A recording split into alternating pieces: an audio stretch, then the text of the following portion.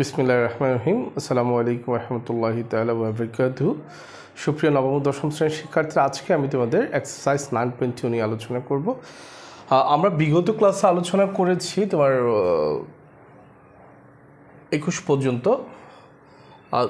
আজকে ধারাবাহিক আলোচনার সপ্তম পর্বে আমরা 22 থেকে মোটামুটি যতটুকু পসিবল হয় ইনশাল্লাহ আলোচনা করার চেষ্টা করব। তাহলে দেখো 22 নাম্বার আমি সময় সেভের জন্য এখানে ধরে রেখেছি প্রশ্নটা। আমাদেরকে বলা হচ্ছে কি cos 3a = 4 cos cube a minus 3 cos a যদি a সমান 30 ডিগ্রি হয়। তো আমরা যেহেতু এটা অনেকটা মান নির্ণয় প্যাটার্নের মতো, মান নির্ণয়ের মতো, তাহলে আমরা মান নির্ণয় করার আগে তোমাদেরকে যখন মান নির্ণয় করতাম তোমাদেরকে আমি একটা কনসেপ্ট সবসময় বলে এসেছি, সেটা হচ্ছে কি যে কোনো ম্যাথ আমাদেরকে যদি করতে দেয়, ফার্স্ট কাজ হচ্ছে আমাকে কী করতে হবে, কী দেওয়া আছে সেটাকে দেখতে হবে বা কোন ভ্যালুটা দেওয়া আছে সেটা দেখতে হবে। তাহলে আমাদেরকে দেওয়া আছে a সমান 30 ডিগ্রি, অর্থাৎ কন্ডিশনটা হচ্ছে কি a সমান যদি 30 হয় তখন আমাদেরকে প্রুভ করতে হবে কি বা দেখাতে হবে cos 3a = 4 cos cube a minus 3 cos a, অর্থাৎ এইটা থেকে যে ভ্যালুটা আসবে এটা থেকেও সেম ভ্যালুটা আসতে হবে। ঠিক আছে? সো আমরা প্রথম কাজ হচ্ছে কি আমাদেরকে যেটা দেওয়া আছে সে অংশটুকুকে আমরা দেওয়া আছে দিয়ে লিখি। দেওয়া আছে a = 30। সো লেখার পর আমাদের বামপক্ষ কি বলা হচ্ছে cos 3a, তাহলে আমরা বামপক্ষ দিয়ে লিখি, বামপক্ষ অথবা লেফট হ্যান্ড সাইড, বামপক্ষ cos 3a লিখলাম। লেখার পর এখন দেখো আমাকে কী করতে হবে, জাস্ট আমরা শুধুমাত্র এর পরিবর্তে আমরা এর ভ্যালুটা বসাই দিলে আমাদের ম্যাথ সলভ হয়ে যায়। তাহলে আমরা লিখতে পারি cos 3 a না দিয়ে এর মান কত 90, ঠিক আছে, সরি এর মান কত 30, এই না দিয়ে এরপর তো আমরা কী করে দিচ্ছি 30 ডিগ্রি দিয়ে দিচ্ছি। সো 30 ডিগ্রি যদি দিয়ে দিই তাহলে কি হয় cos 3 30 কত 90। সো আমরা cos 90 ভ্যালু কত পাই 0 পাই। ঠিক আছে, এবার আমরা ডান পক্ষে চলে আসবো। ডান পক্ষ থেকে যদি সেম রেজাল্ট আসে তাহলে আমরা বলতে পারবো বাম পক্ষ ইকুয়াল ডান পক্ষ। তাহলে ডান পক্ষে কি বলা হচ্ছে, ডান পক্ষ 4 cos cube a minus 3 cos a। So 4 ঠিক থাকলো, যেহেতু আমাদের একটা এর ভ্যালু দেওয়া আছে আমরা এখানে এ না দিয়ে এর পরিতে এর ভ্যালুটা দিয়ে দিব, বাট সাথে সাথে আমরা একটা লাইনও কমিয়ে ফেলে এই যে হোল এখানে যে কিউবটা আছে তাকে আমরা হোল করে দিব, হোলও করে দিব, একটা ভ্যালুটা বসাই দিব। আমরা cos দিয়েছি, এ না দিয়ে এর পরিতে এর ভ্যালু কত 30 ডিগ্রি দিলাম, ব্র্যাকেট ক্লোজ করে এই কিউবটাকে আমরা ব্র্যাকেটের বাইর করে দিলাম। এটা করে দেওয়ার কারণটা হচ্ছে আমরা মান জানি cos 30, আমরা যেহেতু cos 30 মান জানি, আমরা cos square 30 cos cube 30 cos to the power 4 30 কোনো মান থাকে না, যার জন্য এটাকে আমরা ওই ভ্যালুটুকু বসানোর জন্য আমরা এটাকে কি করলাম cos 30 করলাম। মাইনাস 3 cos না দিয়ে এখানে এ না দিয়ে এর প্রতি এর ভ্যালু কত 30 ডিগ্রি দিয়ে দিলাম। এখন দেওয়ার পর আমাকে দেখতে হবে 4 ঠিক থাকলো। এখন দেখতে হবে যে এই যে cos 30 মান কত। আমরা জানি কি cos 30 মান হচ্ছে কত √3/2। আমি cos 30 না দিয়ে তারপর কি দিয়ে দিব √3/2 দিয়ে দিব। এই ব্র্যাকেট ক্লোজ করলাম, কিউবের কিউব দিলাম মাইনাস, এখানে 3 ঠিক থাকলো, আবারও সেম cos 30 না দিয়ে √3/2 দিয়ে দিলাম। আচ্ছা, এখন একটু লক্ষ্য করো, আমরা জানি a কিউব সমান কি জানতাম আমরা a ইন্টু a, তাহলে একইভাবে √3/2 হোল কিউব মানে কত √3/2 ইন্টু √3/2 ইন্টু √3/2। ঠিক আছে, যারা তো বুঝে এটা আমরা খুব সহজে দিয়ে দিতে পারি 3√3/8 দিয়ে দিতে পারি, বাট তোমাদের বোঝার জন্য যারা বুঝো না তাদের জন্য একটু ডিটেলসে দেখাচ্ছি। এই যে তাহলে আমরা হরের সাথে হরের গুণ, লবের সাথে লবের গুণ, আমরা যদি গুণ করি 2 দুগুণে 4 4 দুগুণে 8, নিচে কি পাচ্ছি 8 পাচ্ছি। আমরা জানি কি দুইটা √3 মানে এই √3 সাথে যখন এই √3 গুণ করব তাহলে কি পেয়ে যায় একটা √3 পেয়ে যায়। এখন প্রশ্ন হচ্ছে দুইটা √3 মানে একটা √3 কেমনি পাই, এই √3 × √3 সমান হয় কি √3 হোল স্কোয়ার, এই রুটে বর্গে কাটলে কত থাকে 3 থাকে, ঠিক আছে। সো আমরা এই যে √3 দুইটার পরিবর্তে কি পেলাম, একটা 3 পেলাম, আমার আরেকটা অবশিষ্ট থেকে যে √3 সেটাকে দিয়ে দিলাম। তো এখন এইখানে কি হবে, আমরা 4 রেখে দিলাম ইনটু এই কিউবটা তো উভয়ের, যেহেতু আমরা এখানে ভ্যালুটা বের করে দেখিয়েছি, 2 কিউব মানে হচ্ছে 8 আর √3 হোল কিউব মানে হচ্ছে 3√3, ঠিক আছে, মাইনাস এটা যেহেতু লবের সাথে লবেরটার সাথে দিয়ে দিই আমরা, নিচে থাকে কত 2, তাহলে এই 4 একে 4, 4 দুগুণে 8, এখানে কত 2, তাহলে আমার কাছে থাকে কত 3√3/2 মাইনাস 3√3/2। সো একটা থেকে একটা বিয়োগ করলে কত পাই আমরা 0 পাই, ঠিক আছে। তাহলে এখন আমার বাম পক্ষ থেকে যেটা বেরিয়েছে ডান পক্ষ থেকেও সেই রেজাল্টটা আমরা পেয়ে গেলাম, তাহলে আমরা বলতে পারি বাম পক্ষ সমান ডান পক্ষ। আচ্ছা, এখন আসি, এটা মুছে ফেলে তোমরা পোজ করে এটা তুলে নিও।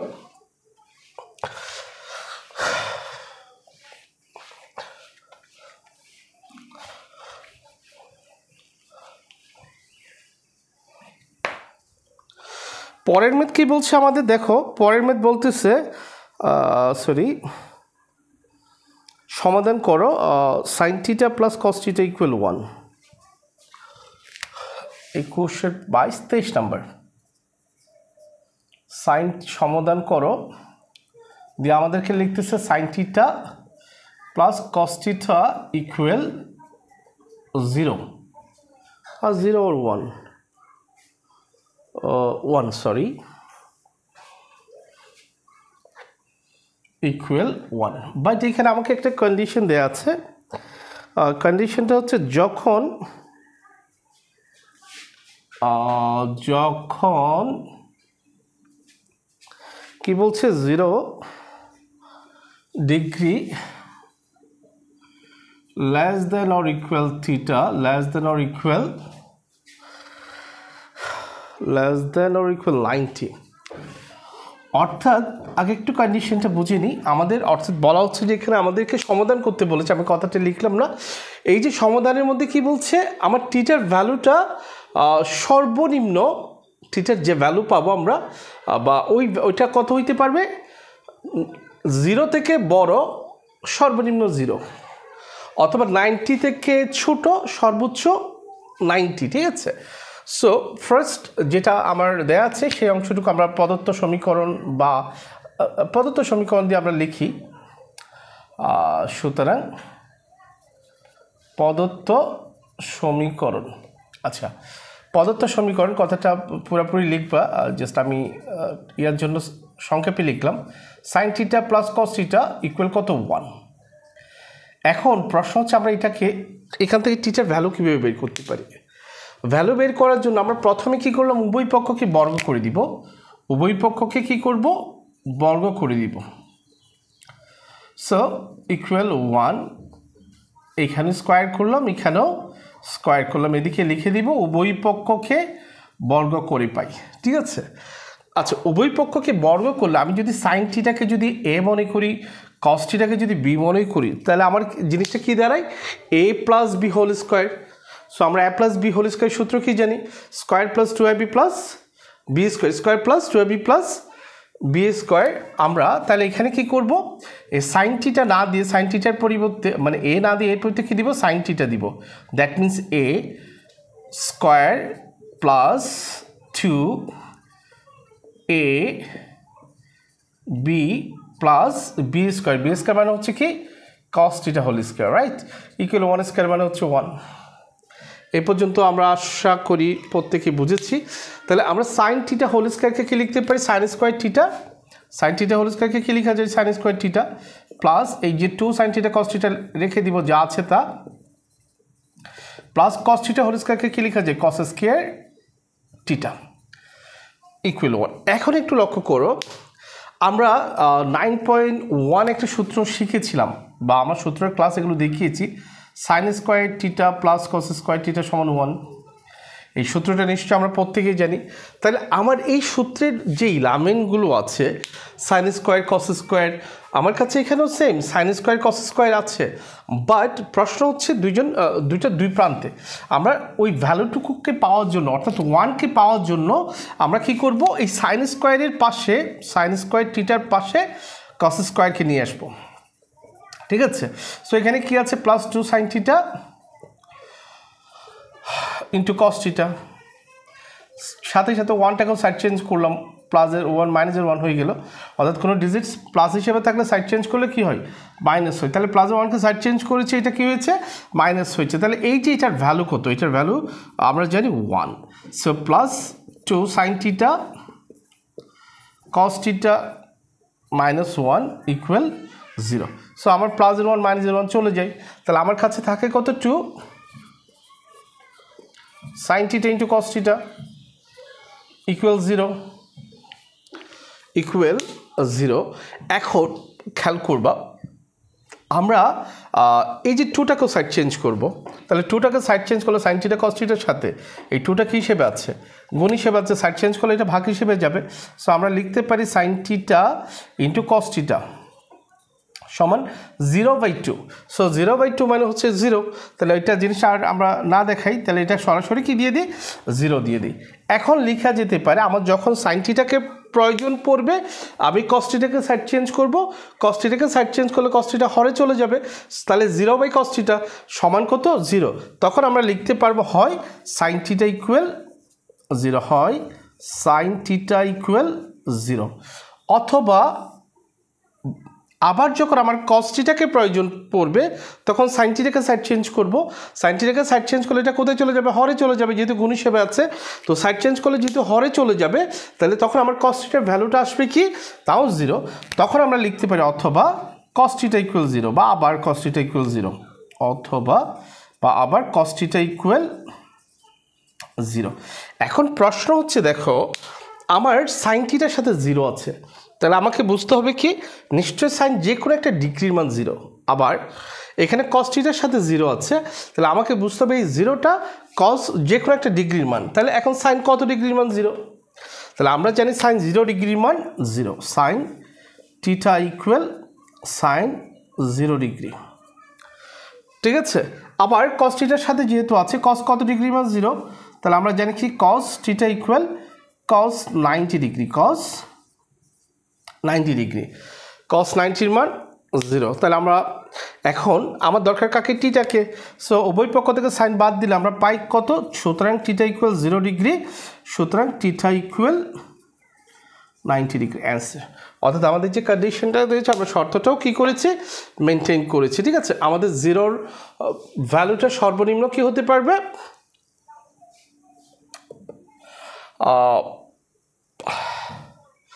0 থেকে বড় সর্বনিম্ন 0 হতে পারবে, অথবা 90 থেকে ছোট সর্বোচ্চ 90 হতে পারবে। ঠিক আছে, সো আমাদের কন্ডিশনটা মেনটেন হয়েছে, এটা অ্যান্সার। হ্যাঁ, এরপরে যে ম্যাথটা আছে আমরা পরের ম্যাথে চলে যাই। পরের ম্যাথ কি বলছে 24,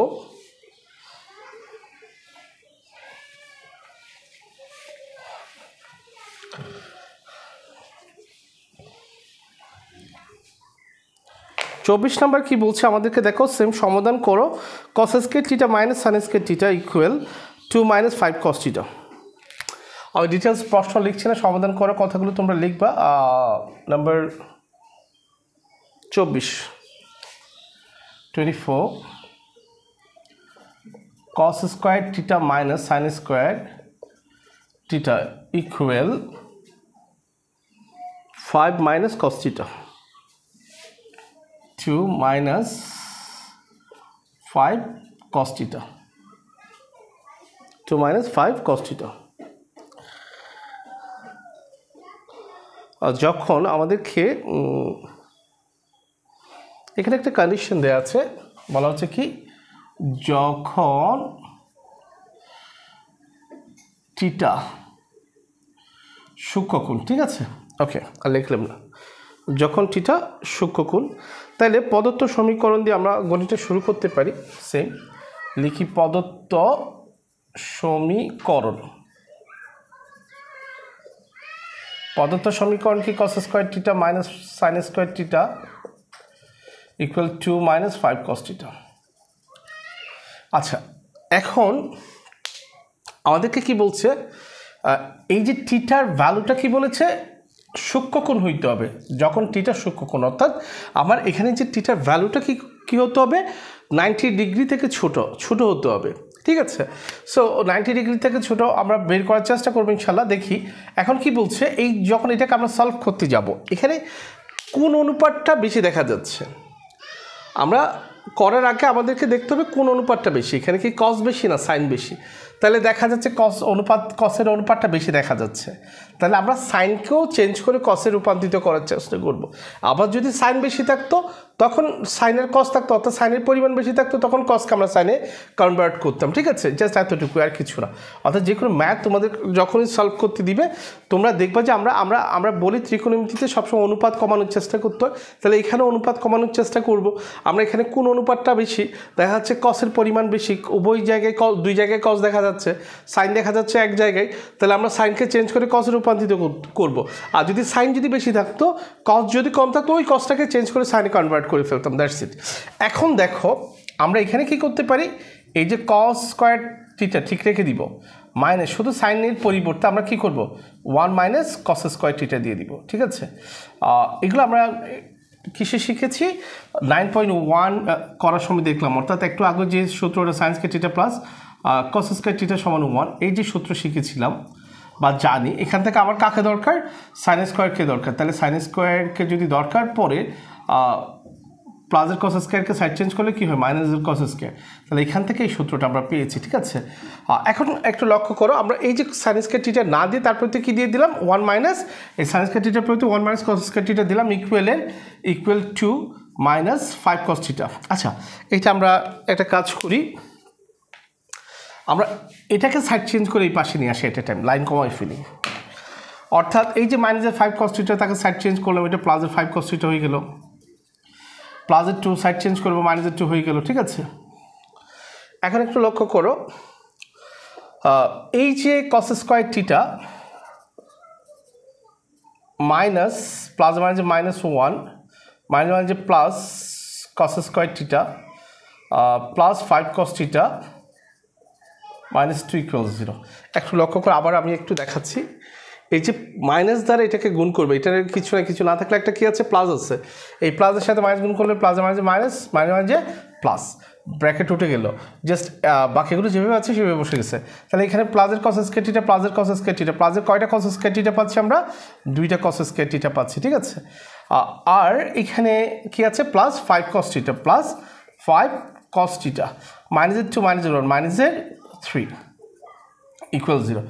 অনেকেই এইভাবে দেখলে ম্যাথগুলোকে হয়তো বা অনেকটা কমপ্লেক্স মনে করে, আমরা যদি জিনিসটা একটু চিন্তা করি হয়তো বা একটু টাইম লাগতে পারে তোমাদের, তারপর হয়তো বা বুঝতে সহজ হবে। আমি এই কসকে যদি এক্স মনে করি, একটু দেখো, এটা আমরা যে 3.3-তে যে উৎপাদক করছি, সেম এই যে মিডিয়াম টার্ম ফ্যাক্টরের উৎপাদক, এগুলো আমরা 8-এ করেছি, 7-এ করেছি, সেম ওই উৎপাদক অঙ্ক। কীরকম, আমরা এই কসটাকে যদি মনে মনে যদি ধরি যে কসটা কস না, এটা এক্স ধরলে আমার ম্যাথটা কেমন দাঁড়ায়, এই 2 দিলাম প্রথমত, 2 দিলাম, কস না দিয়ে কসের পরিবর্তে এক্স দিলাম, কসের উপর স্কোয়ার, এক্সের উপর স্কোয়ার, কস না দিয়ে কসের পরিবর্তে কী দিচ্ছি, এক্স দিচ্ছি, অর্থাৎ 5x মাইনাস 3।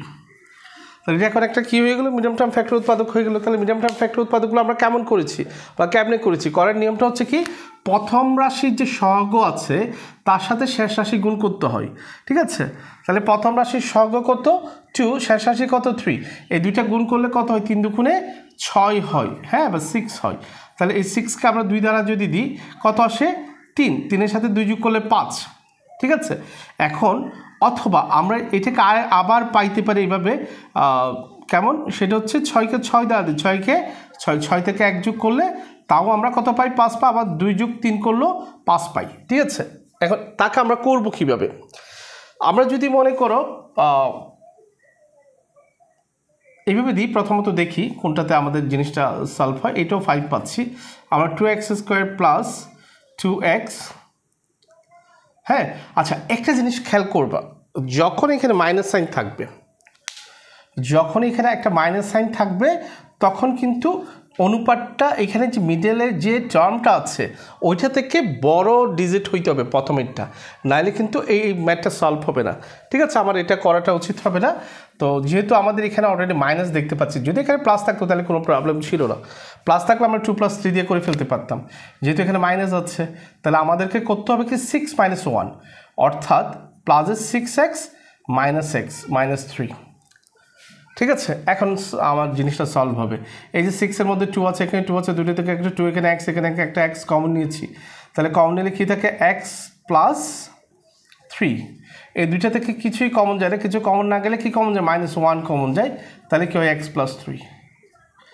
x + 3 x + 3 দুইটা থেকে একটা x + 3 কমন নিব, 2x - 1। এই যে ম্যাথ সলভ, শুধু জাস্ট এক্সের জায়গায় কী হয়ে যাবে কস হয়ে যাবে। আচ্ছা, এটা আমি তোমাদেরকে বোঝার জন্য এটা একটু দেখালাম। তাহলে একইভাবে আমরা এটার সাথে এটা গুণ করব, গুণ করলে কত পাই 6 পাই। এই 6কে লসা করলে কত 6কে 6, আর 6 থেকে 1 বিয়োগ করলে কত 5। তাহলে আমরা এখানে লিখতে পারি 2 cos square theta plus 6 cos theta minus cos theta -3 = 0। অর্থাৎ 6টা cos থিটা থেকে একটা cos থিটা চলে গেলে 5টা cos থিটা আমরা পেয়ে যাই। তাহলে একটু দেখো, এই 6 মানে কত 3 × 2, এখানে 2 আছে, এখানে 2 আছে, দুইটা থেকে আমরা একটা 2 কমন নিয়েছি। এখানে একটা cos থিটা আছে, cos স্কয়ার থিটা মানে cos থিটা × cos থিটা, দুইটা cos থিটা। এখান থেকে একটা cos থিটা কমন নিলাম। ঠিক আছে, কমন নিলে তাহলে আমার কাছে এখানে থাকে কি 2 চলে এসেছে, cos দুইটা থেকে একটা এসেছে, আরেকটা cos প্লাস জেড প্লাস 6 থেকে 6 মানে কত 3 × 2, আমরা নিয়েছি কত 2, থাকে কত 3, তাহলে আমরা এখানে 3 বসিয়ে দিব। এই দুইটা থেকে মাইনাস কিছুই কমন যায় না, কিছু না গেলে 1 কমন যায়, 1 কমন নিয়েছি, তাহলে মাইনাসের জায়গায় প্লাস, প্লাস করে দিতে হবে না, প্রথমে রাশি যেহেতু cos থিটা মাইনাসের স্থানে কী হয়ে যাচ্ছে প্লাস হয়ে যাচ্ছে, 3 = 0।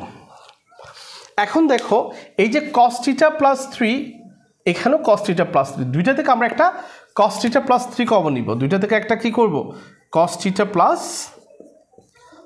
3 কমন নিব। তাহলে এই যে দুইটা থেকে cos থিটা + 3 চলে গেলে এখানে থেকে 2 cos থিটা, এখানে থেকে -1, তাহলে আমরা লিখতে পারি 2 cos থিটা - 1।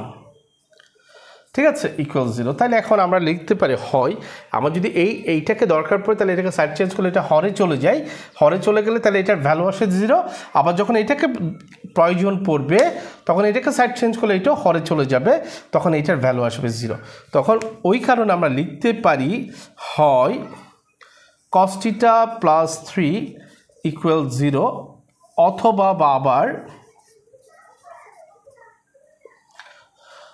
2 cos theta - 1 = 0। ঠিক আছে, সো আমরা cos থিটা = -3, তাহলে cos থিটার মান -3 গ্রহণযোগ্য নয়। কেন? আমাদের কন্ডিশনে উল্লেখ আছে, শর্তের মধ্যে উল্লেখ আছে কি, কত নম্বর, থিটার মানটা কী হইতে হবে সূক্ষ্মকোণ হইতে হবে। তাহলে আমরা কখনো আমরা 0 থেকে 90 ভেতরে যে ভ্যালুগুলো আছে ওখানে কোনো -3 ভ্যালু আমাদের নাই। ঠিক আছে, তাহলে এটা হচ্ছে না। এখন আমার দরকার কাকে 2 cos থিটাকে, 2 cos থিটা -1কে সাইড চেঞ্জ করলে +1, দরকার কাকে cos থিটাকে, cos থিটা = কত হাফ, 2টা সাইড চেঞ্জ করলে হরে চলে যাবে। এখন cosের সাথে যেহেতু হাফ আছে তাহলে আমাকে দেখতে হবে নিশ্চয় cos যে কোনো একটা ডিগ্রির মান হাফ। cos কত ডিগ্রির মান হাফ, তাহলে আমরা জানি cos থিটা = cos 60 মান হাফ। এখন বিষয়টা দেখো, অনেকে হয়তো বুঝতে নাও পারো, আমরা এই হাফটা কেন cos 60 ধরবো, আমরা তো sin 30ও ধরতে পারি। আমরা sin 30 না ধরে cosটা ধরলাম কেন, যেহেতু এখানে cos আছে, অন্য কোনো অনুপাত নেই। তাহলে আমাকে বুঝে নিতে হবে এই হাফটা cosেরই অনুপাত। তাহলে cosের মধ্যে cos কত ডিগ্রির মান হাফ আছে, তো আমরা জানি cos 60 মান হাফ আছে। সো আমি হাফ না দিয়ে হাফের পরিবর্তে cos 60 দিয়ে দিলাম, ওই পক্ষ থেকে cos বাদ দিলে কত পাই, থিটা = 60। সো আমরা থিটার ভ্যালু কত সূক্ষ্মকোণ পেয়ে গেলাম। ঠিক আছে, সো আশা করি ক্লাসটি যদি তোমাদের ভালো লাগে, ক্লাসটি তোমাদের বন্ধুদের সাথে শেয়ার করবা এবং ক্লাসটিতে একটা লাইক করবা। আর যদি তোমরা চ্যানেলটি সাবস্ক্রাইব করে না থাকো চ্যানেলটি সাবস্ক্রাইব করবা। সে পর্যন্ত প্রত্যেকেই ভালো থাকবে, সুস্থ থাকবে। তোমাদের জন্য শুভকামনা রইল। আসসালামু আলাইকুম রহমতুল্লাহি তাআলা ওয়া বারাকাতুহু।